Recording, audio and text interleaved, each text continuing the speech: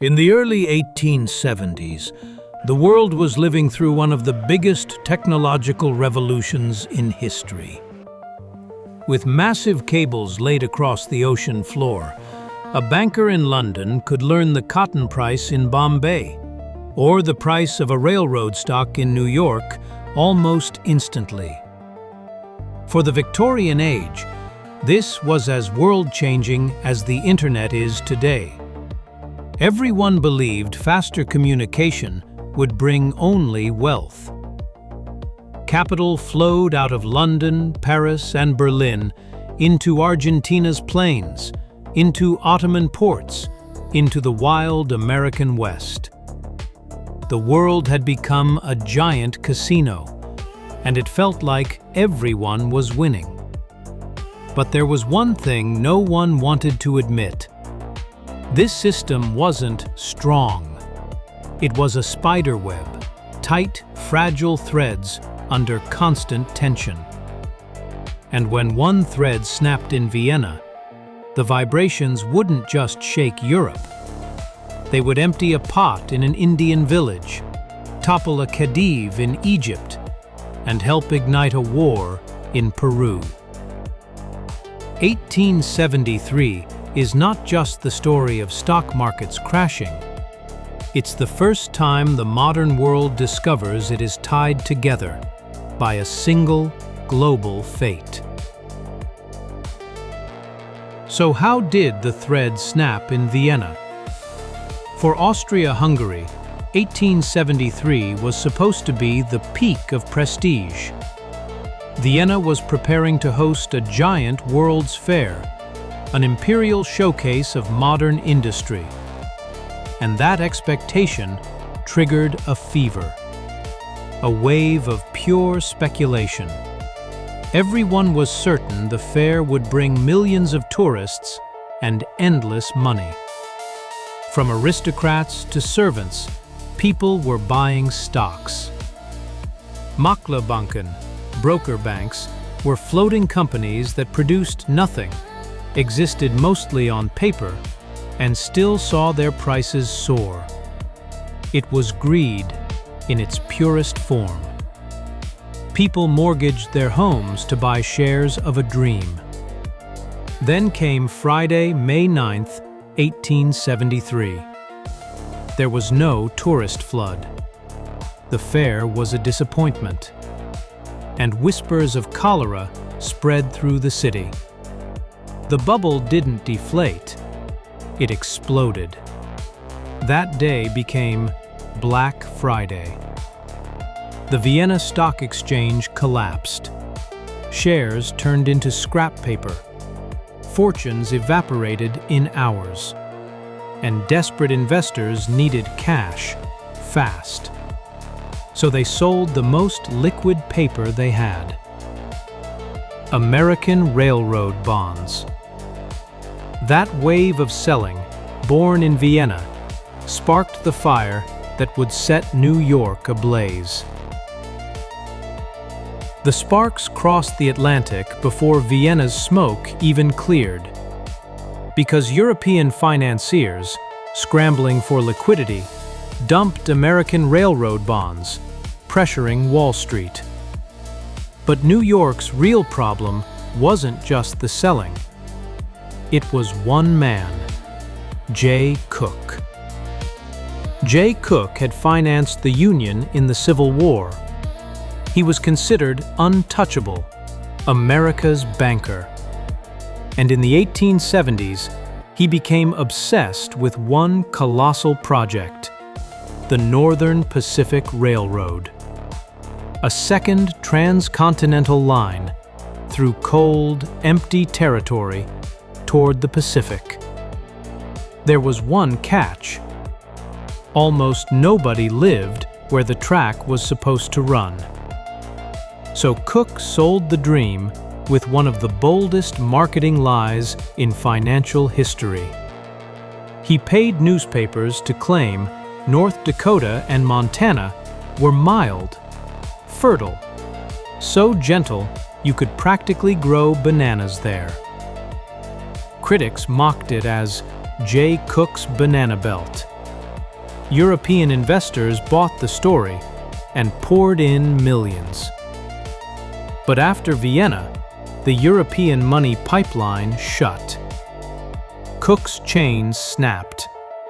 Construction costs kept rising. Fresh capital vanished. Then came Thursday, September 18th, 1873. J. Cooke and Company locked its doors. In today's terms, it would be like waking up to headlines that Apple or Google just collapsed overnight. Panic surged. Depositors rushed banks, and officials feared riots in the streets. So the New York Stock Exchange shut down for 10 days. America's railroad dream was over. Industry froze.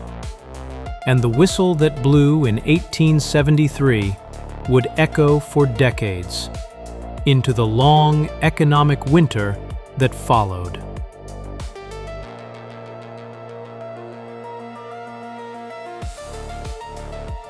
One of the most complex and most ruthless fronts of this crisis began with something deceptively simple: a metal coin. For much of the 19th century, the world ran on two metals, gold and silver. The West loved gold, but across Asia, especially India and China, silver was the foundation of everyday life. Then a new empire arrived. Germany unified in 1871, and by 1873, the new German Empire made a radical move. It pushed toward gold and dumped large silver stocks into the market. Silver prices plunged. So who paid the price? Not the trader in London. The farmer in Calcutta did. India was under British rule. Taxes had to be paid into an empire that counted in gold. But the Indian rupee was tied to silver. As silver fell, the rupee weakened. The same labor in the fields, the same harvest, yet its value in imperial terms shrank and shrank. To cover lost revenue, colonial authorities raised the pressure. And in the shadow of the 1873 shock, an invisible financial robbery began. One that could push millions toward hunger without a single gunshot.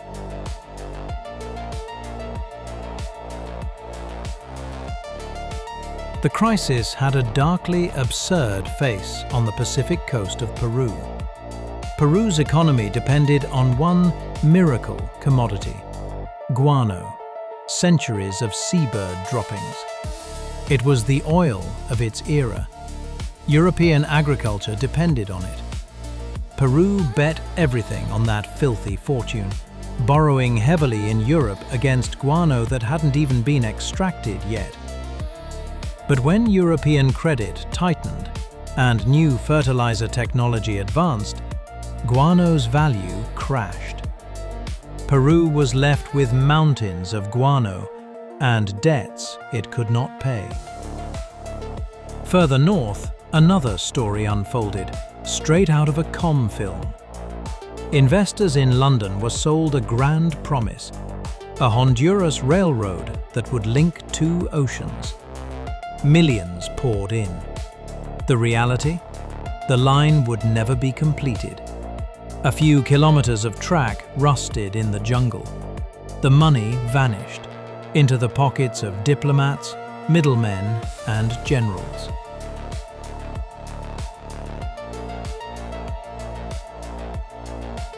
Another victim was Egypt, convinced it could reinvent itself overnight. In the 1860s, the American Civil War disrupted global cotton supply. Prices exploded. The world looked elsewhere, and Egypt's cotton became priceless. Egypt was an autonomous state within the Ottoman Empire, functioning with wide internal independence. And its ruler, Khedive Ismail, believed the boom would last. He launched a national makeover. Canals, railways, palaces, opera houses rising out of the desert. But the fuel for this modern Egypt was not stable wealth. It was debt. Then the nightmare. The Civil War was long over. The US recovered and returned to world markets. American cotton and grain flooded global trade again. Prices fell hard. Egypt's income collapsed, but its interest payments did not. Ismail's dream, Egypt is not in Africa, it is in Europe, curdled into insolvency. And that insolvency opened the door to deeper foreign control in the years ahead.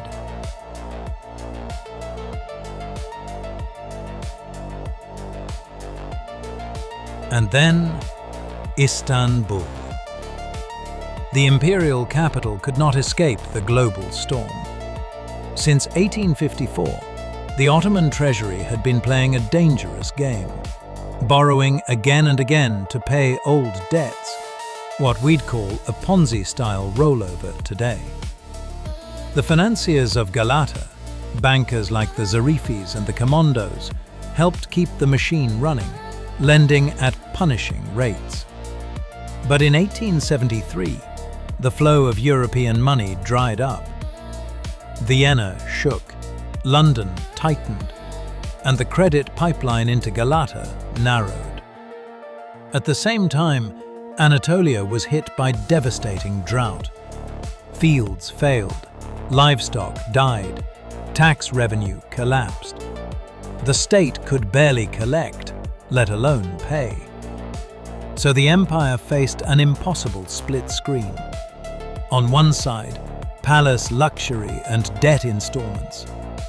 On the other, an Anatolia breaking under hunger and bankers with no cash left to lend. In 1875, Grand Vizier Mahmud Nedim Pasha did the inevitable. He issued the Ramadan decree. The state announced it would pay only half of the interest on its foreign debt in cash. The other half would not be paid in the normal way. Politely translated, it meant, I can't pay. I'm bankrupt. Europe was stunned. And by 1881, the Ottoman Public Debt Administration, created under the decree of Muharrem, took direct control over specific revenue streams to service creditors. Its board was dominated by European creditors. So the 1873 shock didn't just make the Ottoman Empire poorer, it helped strip away something far more valuable: fiscal sovereignty.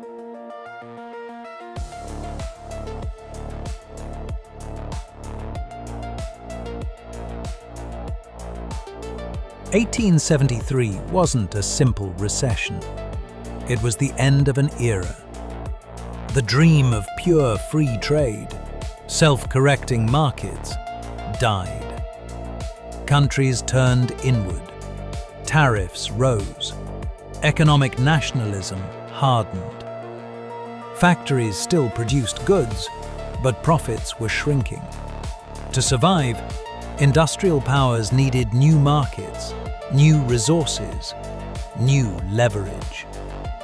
And that need helped fuel a new age, new imperialism. The map was laid on the table. Africa was divided like a prize, and the competitive pressure unleashed in the 1870s would keep building toward the world of 1914. Because here is the lesson of 1873. A stockbroker's greed in Vienna could ripple outward through Peruvian guano, Indian silver, Egyptian debt, and Ottoman collapse, until the world itself was forced to redraw its future.